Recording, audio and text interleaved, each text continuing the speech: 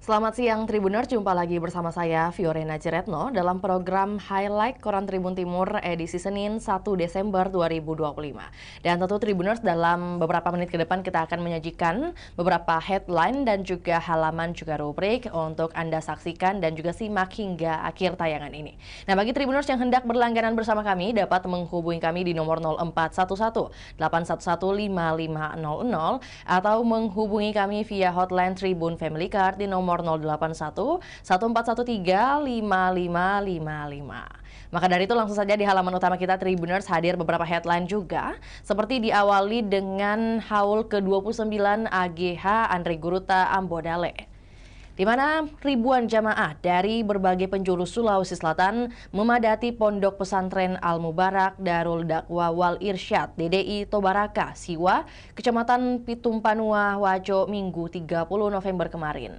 Sejak pagi, halaman pondok sudah dipenuhi kendaraan dan barisan dari santri yang bersiap sambut kedatangan tamu penting dalam haul ke-29 Andre Guruta Abdurrahman Ambodale, ulama besar yang jejak dakwah dan ilmunya melintasi generasi. Udara pagi itu terasa sejuk, namun suasananya hangat oleh lantunan selawat dan gema takbir. Para santri berdiri rapi di kiri kanan jalan masuk pesantren. Tentu beberapa diantaranya menggenggam musyaf kecil seolah ingin menghadiahkan lantunan ayat untuk sang ulama yang dikagumi. Mereka menunggu sosok yang dijadwalkan tampil membawakan tausiah, yakni Menteri Agama Republik Indonesia, Profesor Kiai Haji Nasaruddin Umar. Begitu rombongan Menak tiba, sambutan takbir langsung menggema. Para tokoh, ulama, dan tamu undangan sudah hadir bangkit dari tempat duduknya. Menteri Agama kemudian dipersilakan menuju kursi kehormatan berdampingan dengan para petinggi DDI, Ketua Majelis Istisyari PB DDI AG Profesor Dr. Syed Agil Ali Al-Mahdali Al-Husain, Ketua Umum PB DDI AG Profesor Dr. Kiai Haji Andi Syamsul Bahri Agaligo, dan Sekjen PB DDI AG Profesor Dr. Muhammad Suaib Tahir. Nah, tentu diantaranya Bupati Sidrap Syahrudin Arif juga yang merupakan alumnus DDI juga turut hadir.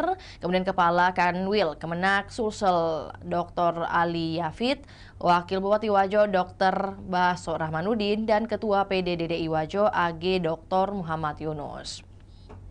Nah, tentu mengawali rangkaian acara Majelis Syuyuk DDI yang juga pimpinan Ponpes DDI Mangkoso AG Profesor Dr. Kiai Haji Muhammad Farid Wajedi menyampaikan bahwa hikmah napak tilas perjuangan dakwah AGH Ambodale, suaranya yang tenang namun tegas membuat ribuan jamaah hening menyimak.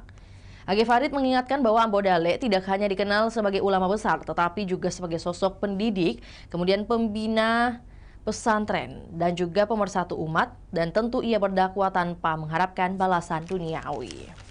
Kemudian tentu kita tampilkan juga dokumentasi pada saat tokoh dan ulama yang menghadiri haul ke-29 AGH Abdurrahman Ambodale yang berlangsung di Ponpes Al-Mubarak Darul Dakwah Wal Irsyad Tobaraka, Siwa, Kecamatan Pitumpanua, Kabupaten Wajo pada Minggu kemarin.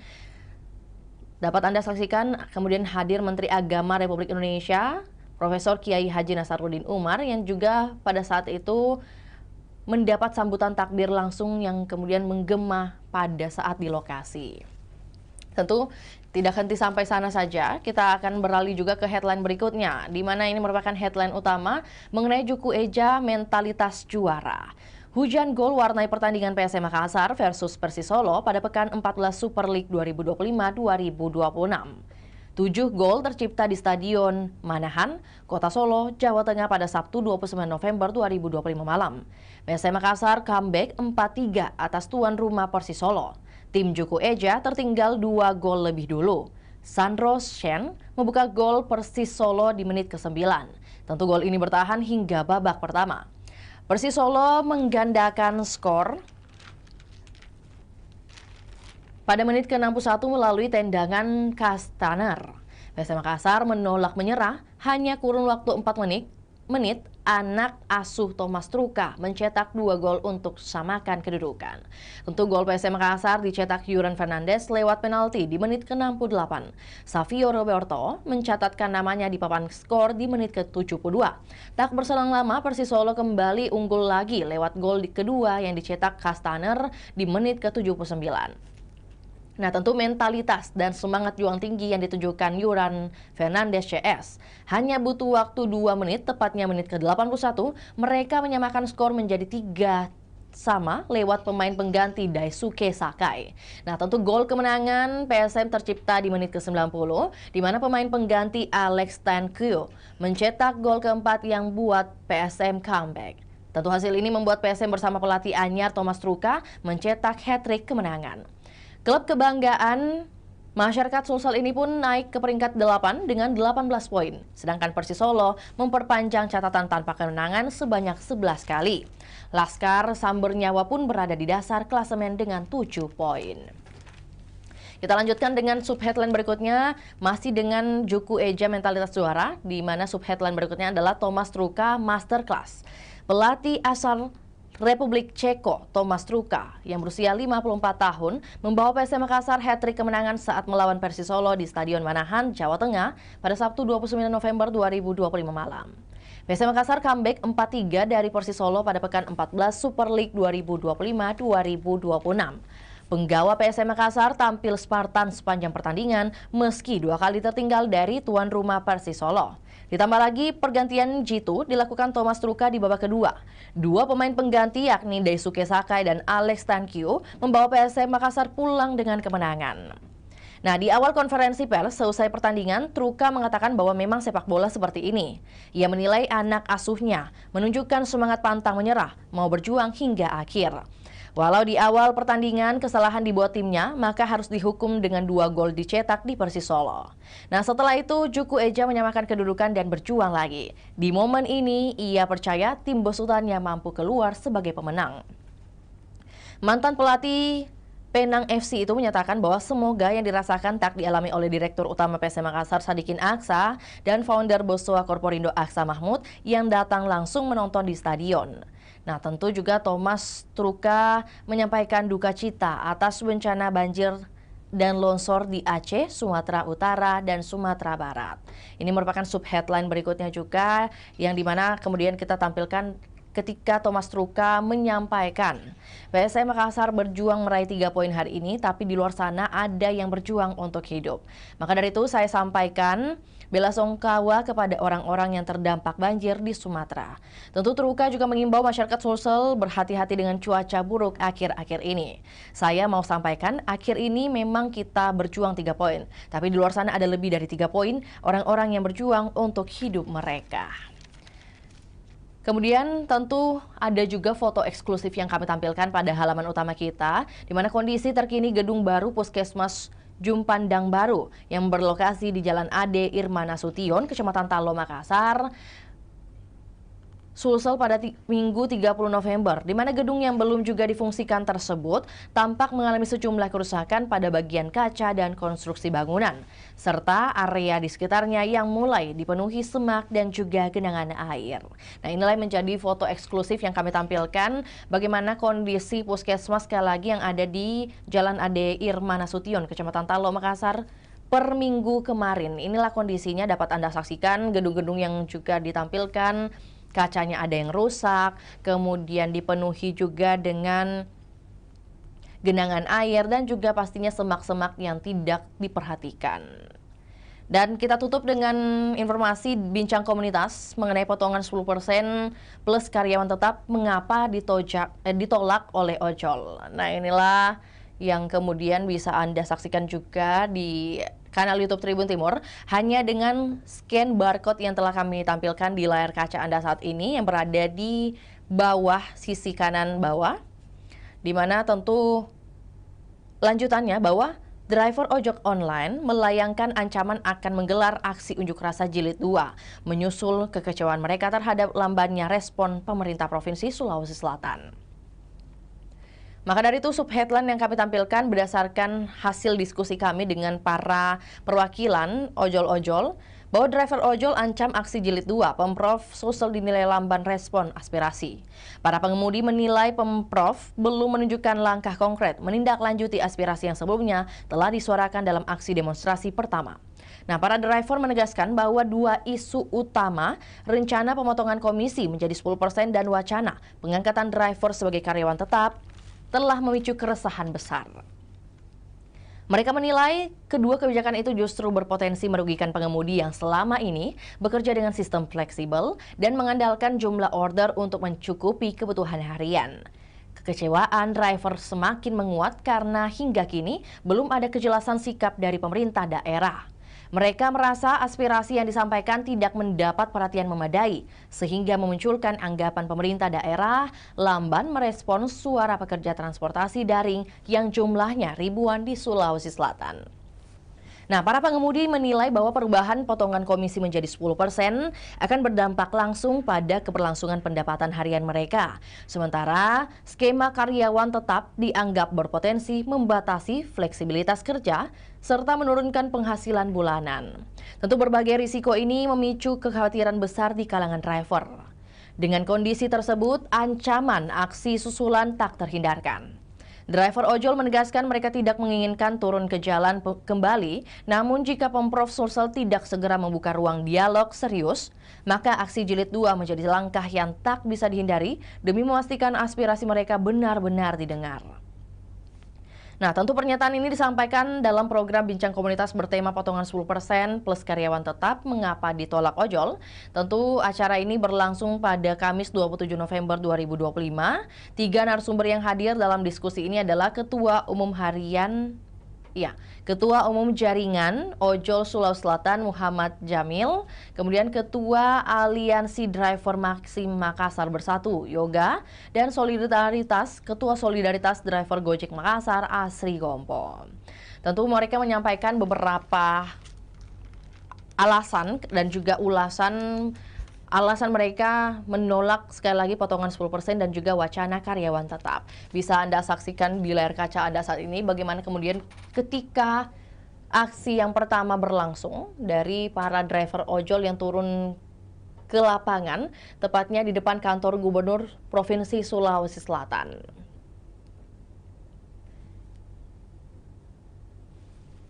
Baik, setelah menyaksikan video ini kita akan beralih ke halaman berikutnya, yakni pada halaman 3 dengan rubrik Gebrakan Sang Pemimpin di tahun 2025. Informasi pertama mengenai Azhar Arsyad yang menyatakan bahwa sulit tergantikan. Ini dalam rangka musyawarah wilayah PKB Sulawesi Selatan ajang konsolidasi menuju pemilu 2029.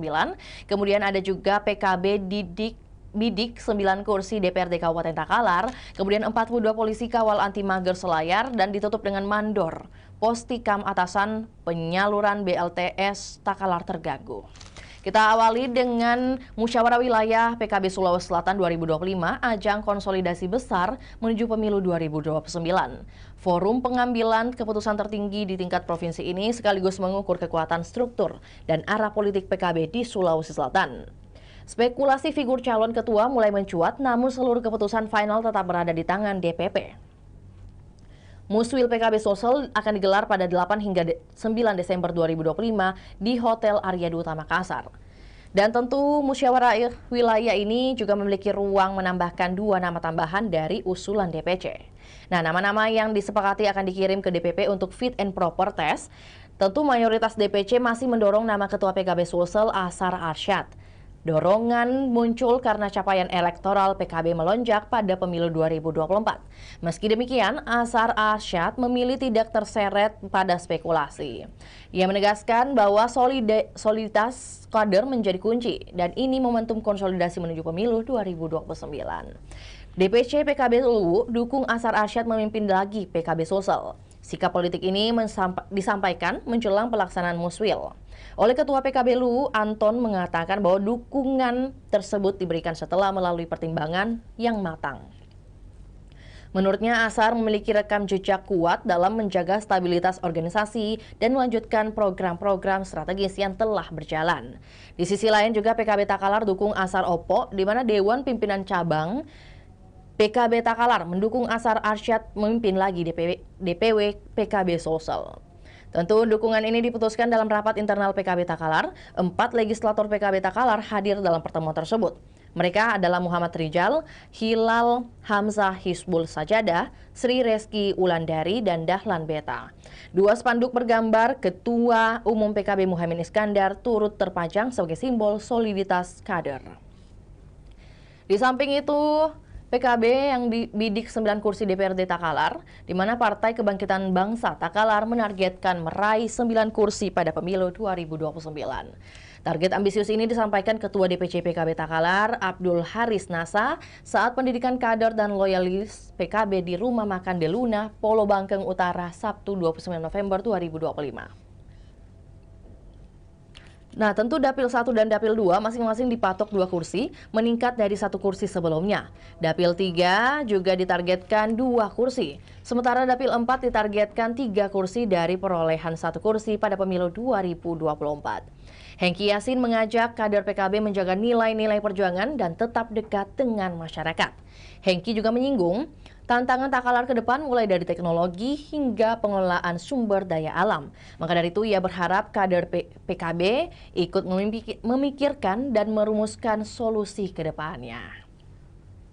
Selanjutnya, headline berikutnya adalah 42 polisi yang kawal anti mager Selayar, di mana 201 personel Polres Kepulauan Selayar diterjunkan untuk mengamankan seluruh rangkaian kegiatan gerak jalan santai, anti mager, dan peringatan hari jadi ke-420 Selayar. Pengamanan mencakup kedatangan Gubernur Sulsel Andi Sudirman Sulaiman, jalur rombongan hingga lokasi pelaksanaan acara. Nah, dari total kekuatan tersebut 159 personel disiapkan pengamanan puncak hari jadi Selayar, termasuk pengamanan Bandara Aropala, jalur perlintasan, sidang paripurna di ruang pola kantor bupati, serta agenda penanaman pohon di desa Kokolohe. Nah, sementara itu 42 personel lainnya ditempatkan khusus mengamankan gerak jalan santai anti mager, mulai dari titik start, jalur yang dilalui peserta, hingga pusat kegiatan di lapangan Pemuda Benteng. Oleh Kabak Ops Polres Selayar AKP Andi Agus menyatakan bahwa seluruh titik pengamanan telah dipetakan agar rangkaian acara aman dan tertib. Kapolres Selayar AKBP Didit Imawan menegaskan bahwa seluruh personel telah menerima sprint dan pembagian tugas masing-masing. Ia menambahkan momentum Hari Jadi Selayar menjadi prioritas pengamanan.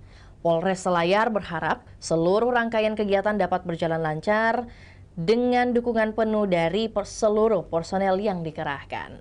Ditutup dengan informasi dari Kabupaten Takalar. Insiden penikaman di kantor pos Takalar ganggu proses penyaluran bantuan langsung tunai sementara bagi ribuan warga penerima manfaat. Mandor kantor pos Takalar Supriyanto Gasing menikam kepala kantor cabang utama Pos Indonesia Makassar Suwanto, lalu melarikan diri sambil membawa kabur uang BLTS bernilai ratusan juta rupiah. Kejadian tersebut memaksa pihak kepolisian menutup sementara kantor pos Takalar sejak Sabtu dini hari untuk keperluan penyelidikan. Akibat penutupan itu, penyaluran BLTS dialihkan ke kantor Dinas Sosial dan Pemberdayaan Masyarakat Desa Takalar. Oleh Bupati Takalar Muhammad Firdaus Daeng Manye langsung berkoordinasi dengan PT Pos Indonesia, memastikan penyaluran berjalan meski terjadi gangguan serius. Di lokasi baru, antrean yang dari warga sendiri membludak sejak pagi. Banyak warga yang awalnya mendatangi kantor pos beralih ke kantor Dinsos setelah menerima pemberitahuan mendadak dari pendamping. Oleh Deputi Kantor Cabang Utama Pos Indonesia Makassar, Firman, mengatakan bahwa sebanyak 10.027 warga penerima bantuan di Takalar yang disalurkan melalui Pos Indonesia. Nah, dari angka tersebut, penerima BLTS di Takalar, 1.700 warga belum dicairkan bantuannya. Sebagian karena tidak hadir pada jadwal sebelumnya atau terkendala administrasi. Kita tutup dengan informasi dari Kota Makassar dengan headline berikutnya pada halaman 9 edisi hari ini ada pada rubrik Tribun Makassar. Hadir informasi APBD 2026 sebesar 5,1 triliun rupiah. Kemudian tentu SKPD diminta optimalkan serapan anggaran dan juga informasi dari Bapenda mengenai optimalisasi pendapatan daerah. Bapenda Makassar rumuskan perwali retribusi reklame. Kita mulai dengan anggaran pendapatan dan belanja daerah Makassar tahun anggaran 2026 yang ditetapkan di angka 5,1 triliun rupiah. Penetapan dalam rapat paripurna dengan agenda krusial, pendapat akhir fraksi-fraksi DPRD setelah pengambilan keputusan terhadap rancangan peraturan daerah Kota Makassar tentang anggaran pendapatan dan belanja daerah tahun anggaran 2026 di Balai Kota Makassar, Jalan Jenderal Ahmad Yani pada Minggu 30 November kemarin. 9 fraksi DPRD menyetujui dokumen tersebut menjadi produk hukum untuk dijalankan tahun 2026. Agenda dilanjutkan dengan pengambilan keputusan terhadap Ranperda APBD. Munafri dan Supratman beserta jajaran menandatangani Ranperda tersebut. Itu adalah komitmen bersama dalam menetapkan regulasi yang menjadi dasar pengelolaan pemerintahan dan pelayanan publik. Nah, tentu tepuk tangan peserta rapat menggema setelah penandatanganan. Perlu diketahui bahwa postur belanja daerah tahun depan 5,175 triliun rupiah, turun 509 miliar rupiah dibanding 2025. Munafri mengatakan penetapan APBD 2026 mempertegas komitmen pemerintah kota dan DPRD Makassar dalam mewujudkan tata kelola pemerintahan yang transparan dan akuntabel. Tentu Pemkot akan memprioritaskan aspirasi yang dihimpun langsung dari warga, termasuk sektor-sektor mendasar seperti pendidikan dan juga layanan publik. Di sisi kanan, SKPD diminta optimalkan serapan anggaran, di mana Panitia Khusus Badan Anggaran DPRD Kota Makassar, Rai Suryadi Arsyad mengatakan bahwa penetapan APBD pokok Makassar tahun anggaran 2026 merupakan bentuk nyata sinergi legislatif dan eksekutif dalam memastikan alokasi anggaran benar-benar berpihak pada kepentingan serta kesejahteraan masyarakat. Maka dari itu, Rai menyatakan dan juga meminta SKPD untuk menjalankan setiap program yang berlandaskan regulasi, berlaku, dan menjunjung tinggi prinsip kehati-hatian dalam pengelolaan anggaran. Nah, politisi Demokrat itu menegaskan bahwa seluruh fraksi di Badan Anggaran mendukung penuh program strategis Wali Kota Makassar, Munafri Arifuddin, bersama Wakil Wali Kota Alia Mustika Ilham. Karenanya SKPD diminta memastikan anggaran digunakan untuk penajaman program prioritas pemerintah Kota Makassar, mulai dari pembangunan infrastruktur dasar, pemenuhan Universal Health Coverage atau UHC, kemudian perluasan pelindungan pekerja rentan hingga penguatan urban farming dan pemberdayaan UMKM. Kita tutup dengan Bapenda Makassar yang menyatakan bahwa juga menggodok rancangan peraturan wali kota Perwali tentang tata cara pemungutan retribusi jasa usaha atas pemanfaatan aset daerah untuk pemasangan reklame. Nah, Kepala Bapenda Makassar Andi Asminullah menyampaikan bahwa penyusunan Perwali ini merupakan turunan dari ketentuan yang lebih tinggi mengenai pengelolaan aset daerah dan retribusi jasa usaha, khususnya untuk pemanfaatan tanah maupun bangunan milik pemerintah daerah. Menurut Asminullah, selama ini pengelolaan titik reklame yang berdiri di atas aset pemerintah masih membutuhkan penyempurnaan regulasi agar tidak menimbulkan multitafsir di lapangan. Maka dari itu ia berharap Perwali ini menjadi panduan teknis bagi seluruh perangkat daerah, termasuk pihak pengusaha reklame, sehingga proses pemungutan retribusi dapat berjalan efisien. Penggodokan Perwali ini melibatkan tenaga ahli penyusunan rancangan Perwali pengelolaan pajak daerah dan retribusi daerah Muhammad Idris bersama Erin Nisar. Nah, lanjut Asminullah, perlu penyesuaian rumusan terkait pemanfaatan aset daerah, mengingat perubahan lingkungan bisnis reklame yang semakin dinamis.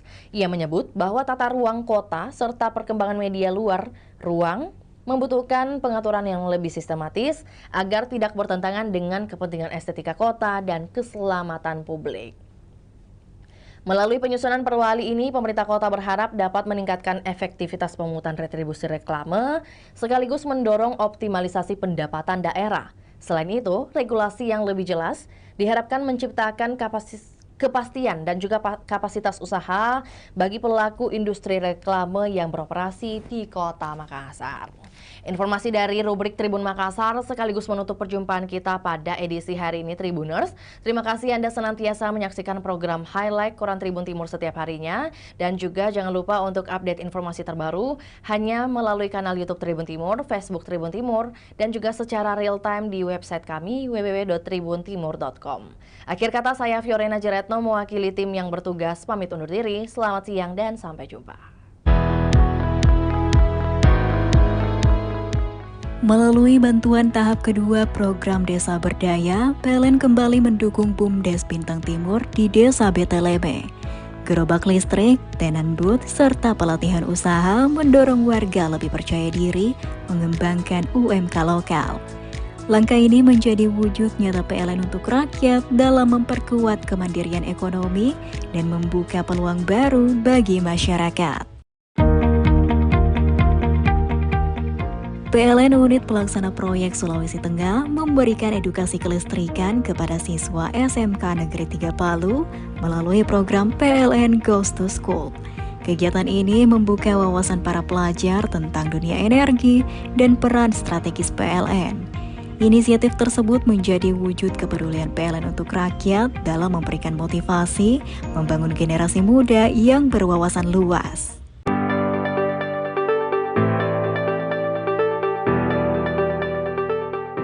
Melalui dukungan Srikandicare, bantuan peralatan kesehatan bagi Posyandu 1 Kantisang Makassar telah disalurkan dalam upaya memperkuat pencegahan stunting dan meningkatkan mutu pelayanan.